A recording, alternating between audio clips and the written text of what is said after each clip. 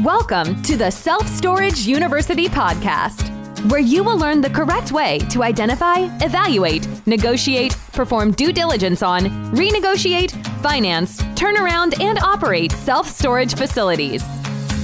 And now, here is your host, a partner in one of the largest real estate portfolios in the U.S. with nearly $1 billion of holdings, Frank Rolfe. Have you ever heard the term default? What a term default is when you have a loan on a self-storage facility and the loan comes due in the form of a balloon and you can't get a replacement loan. So you lose the property, not because it wasn't performing. You've made every payment, not because it's not the right occupancy, it's fully occupied, but you simply failed in getting the replacement loan in time. This is Frank Rolfe, the Self-Storage University podcast. We're going to be talking about term defaults and some creative tips to not let that happen to you. Now, I saw a lot of term defaults back in the period of about 2007, 2008 in the Great Recession. And what had happened is people had been too fat and happy for too long that they didn't really take their business seriously. They would play everything very fast and loose. They just thought, oh yeah, it's no big deal. My loan's coming up. I bet I can just get it renewed. I won't even worry about it until just maybe a few days before. And then what happened, of course, was when they went to their bank a few days before, they came to find out that the bank didn't want to renew the loan for whatever reason. Didn't want to make any more storage loans, or they were trying to get the loan portfolio shrunk at the bank, whatever the case may be. So what happens? Well, when you can't replace the loan, effectively, you are going to lose the property unless you have, at the last minute, some Hail Mary pass in the end zone to save the day. And in most cases, the problem was not really with the self-storage facility. It was the borrower. They didn't use good common sense. So that being the case, what do you need to know about how to guard against having a term default?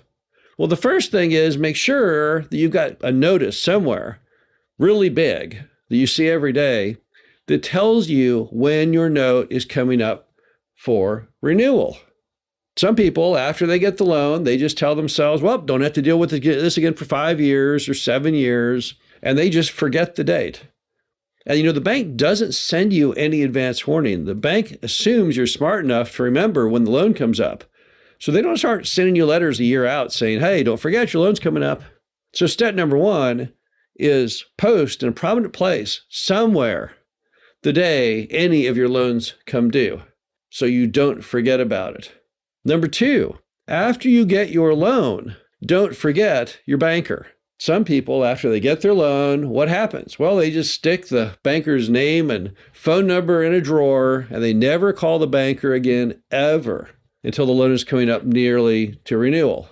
And the problem is, people in banks change. People retire. People change jobs. What's going to happen if the bank officer that you just assume will be there to help you is no longer employed by the bank? And you don't know about that because you were never staying in touch with them. Or maybe the problem is that there's been a changeover in the leadership at the bank, and since you've just never talked to that loan officer, you never knew. And maybe you have not even been providing the bank with the different things they want over time because things changed, and your loan officer never reached out to you, or maybe they did, but you didn't know why they were calling, so you never called them back. So rule number two, stay in close contact with your banker at all times. I don't mean calling them every day, but I would definitely want to be talking to them at least every 6 months, if not more frequently, maybe even quarterly. If you're in the same town, maybe you take them out to lunch quarterly, or maybe at the lunch every 6 months, or at least at the lunch every year. That way you can keep tabs on what's going on with the bank and keep that relationship going with that banker as far as what will happen when that loan comes up. Now let's think for a minute of how much advance time you need to get a replacement loan. So first, you're going to have the time period you need to ascertain whether that bank is going to renew your loan or not. They're not going to tell you on the spot. It's not going to be, you call them up, hey, well, you want to renew my loan? Well, let me think about it overnight. No. I would give your bank 30 days to decide whether they want to renew your loan or not. So there's 30 days. And then let's say the answer is no. Well, then I have to build a loan package for another bank, and I have to make a list of other banks that I can hit up with the loan package, and I need to get that loan package out to them and call them up and see if any of them want to make the loan. And how much time does that require? I think fairly you'd want to give yourself at least 60 days on that. to build a package, make the list, talk to the bank, start getting decisions back from them.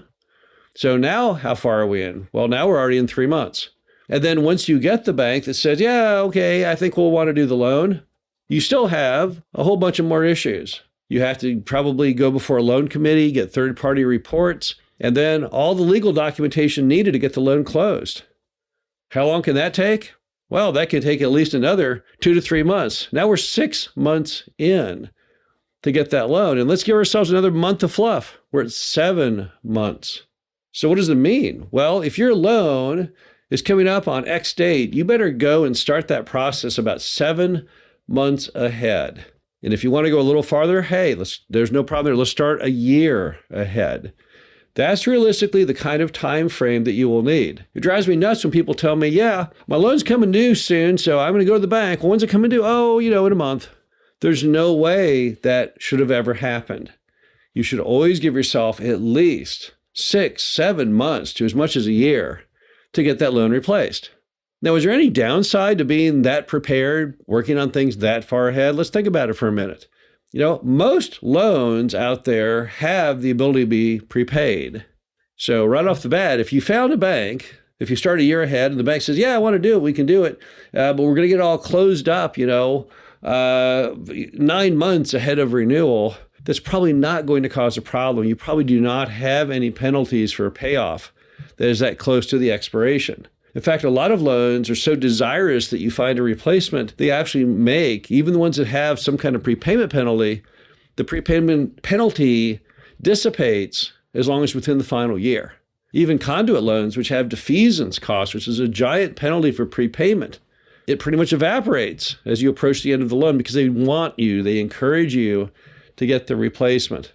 So no, you really don't have a penalty from starting way early. If you go out and find that bank and get that deal done and it's months and months ahead of the end of your expiration, then so be it. That's probably going to work out just fine. And also don't forget, if you fail in your mission to get a replacement loan, let's say the problem is not your park or your property, but it's you, then you still have time to sell it, right? So you can still, in your failure to get your self-storage loan, you still have time if you start a year ahead or 7 months ahead to quickly list it with a broker and get the thing sold. Just because you can't get the loan replaced doesn't mean you lose everything. It only means you lose everything if you can't get it replaced and can't get the bank paid off in the form of a sale before it comes up. So you want to have that option as well. And that's what you want to start really early on. Now, in many banks, if you go to them and keep them attuned to what you are doing, in the event you cannot get a replacement loan, they may give you more time. There's an old saying in the banking business in those situations called extend and pretend. Maybe they tack another 6 months or a year onto the loan as long as you keep making your payments because they understand you're trying really hard to get a replacement loan. Maybe we're in a time of a major recession or depression and the banking industry is very unstable. They appreciate that. No one likes to have a failed loan. No banker wants to have a loan that is at that moment in default. So they'll work with you, but they can only work with you if you stay in the game and keep them completely in the loop. And again, that's why it's so very important you maintain the relationship with your bank such that they know that you're a good borrower, you're a friend, and you're someone they can trust that works hard to try and get that loan replaced. This is Frank Rolfe with the Self-Storage University podcast. Hope you enjoyed this. Talk to you again soon.